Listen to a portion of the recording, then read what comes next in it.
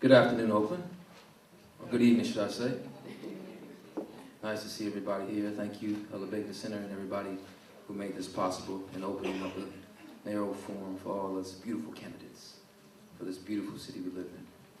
One of the first things I'll be doing as your next mayor to ensure that low-income families have access to energizing, or should we say greening their homes or their areas, is talking to the Metropolitan Transportation Commission. That's one of the first things that we need to do in order to ensure that the transportation infrastructure in those areas or in those communities can benefit.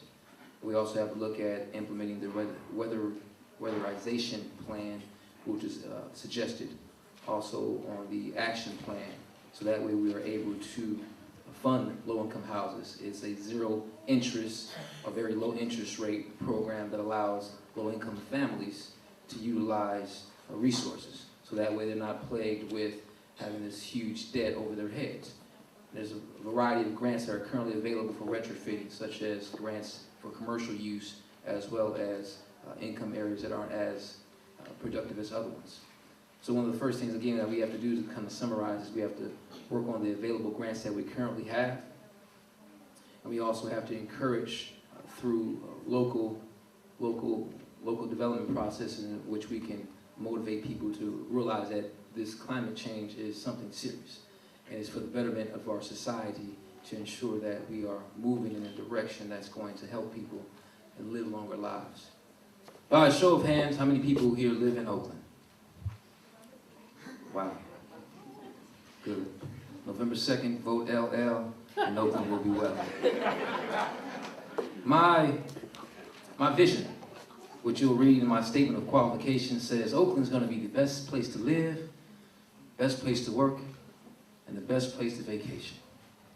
And when we utilize the fact that we have one of the best weather in the world, that means we have 365 days of good energy that we could store and then harness and then sell to various cities and countries who lack energy, thereby creating a surplus, and not a $32 million deficit, which is currently what we have. And so I am in support of community CCA, as the abbreviation means, because that's one thing that's going to sustain the city. And when I get in office, we're going to have a little bit more accountability, so that way we're not subjected to the lack of proper guidance and not allowing people to do what they're supposed to do. It's been an issue with regulating certain things. So one of the things as a mayor you have to do is you have to ensure accountability. You have to ensure that people are doing exactly what they say they're going to do. And so creating an epicenter here in Green is monumental to Oakland. It's going to accomplish my vision of being the best place to work, best place to live, and best place to vacation. Because if we're generating enough energy that we can sell off, we're therefore going to have enough money to hire more police officers to patrol our areas, or in some cases, provide those educational departments the proper funding that they need. And so when we're generating surpluses and we're creating money for our city and creating jobs for Oaklanders, not for people who work here and then go back to their adjacent cities, but creating jobs for Oaklanders, we're going to have a very good place.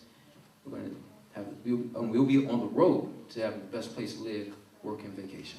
Thank you. In 2004, I was one of 17 youth leaders in America to get sponsored by AFSC, American Friends Service Committee, to take a trip to Africa. Kenya, Nairobi. I spent 3.5 weeks studying social movements and mostly debt cancellation for African nations. I learned many things while staying in that impoverished country and city of Kenya, Nairobi. It took us to various organizations in which we learned to appreciate the simple thing, such as water.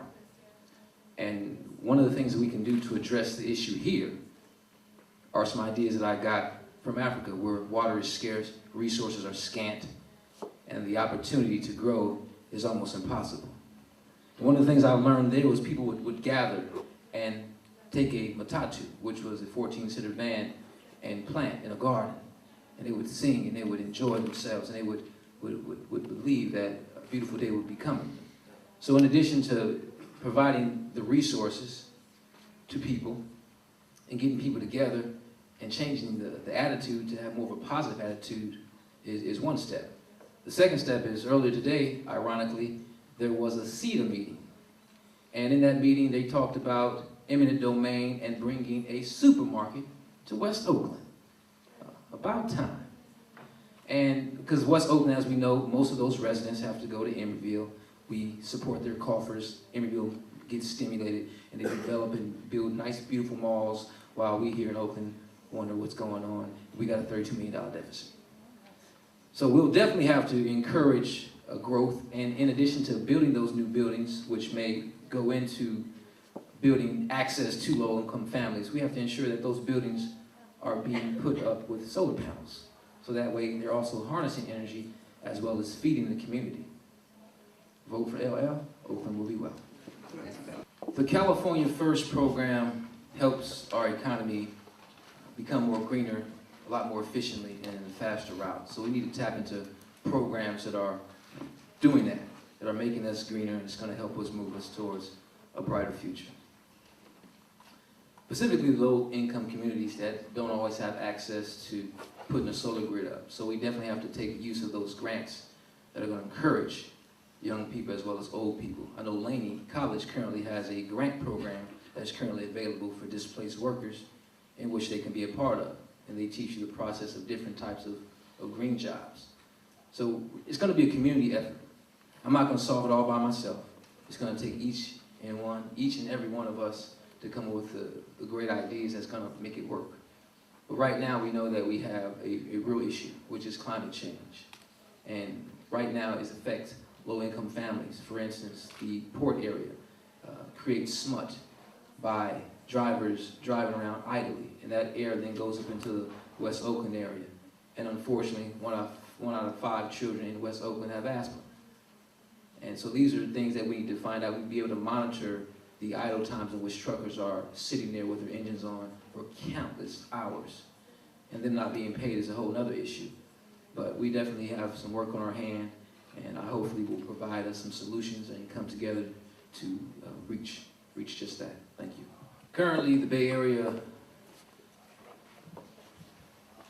Air Quality Management District is overseeing a subsidy in which the port had put $2 million into for a subsidy for retrofitting trucks. Guess what happened? The port's trying to get that money back. And so when we have those types of unscrupulous actions happening to truck drivers who do 70 hours in a week and then find a $500 paycheck, we have some serious labor issues that we need to address. Votar, Larry Lionel, Oakland, is star we have. And so one of the things that I can do is elect the next port commissioner. Now obviously, he may have some influence on the other port commissioners who have a different view on what they should do. Look, we live in a capitalistic society. Everybody's trying to make as much money as possible with as little effort as necessary. And so that triggers down from the port being a landlord, to the trucking companies being a lessee, and then to the truck driver who's the last person to get the last things, and in some cases, you feel like you're jaded, or you feel like you're not appreciated, or in some cases, it happens.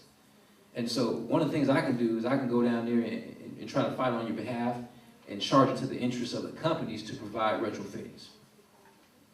Earlier this year, I was a part of a retrofitting program administered by the Barack Obama administration earlier this year, where truckers like yourself came down to the Port of Oakland. And I was there getting truckers signed up, helping them get some money to retrofit their trucks. But in some cases, $30,000 isn't sufficient to fix a $110,000 truck.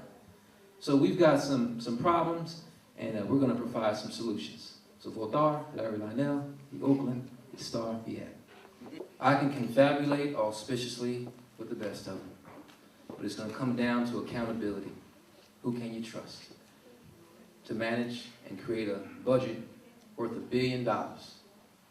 You can ask 52 schools in all 7 districts of Oakland in which I taught in that they can trust Mr. Young.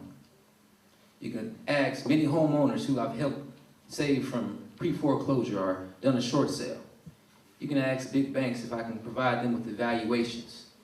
You can even ask our next door neighbor, Emeryville, in which I won a planning award, in which we won a planning district award for the Park Avenue District Advisory Committee.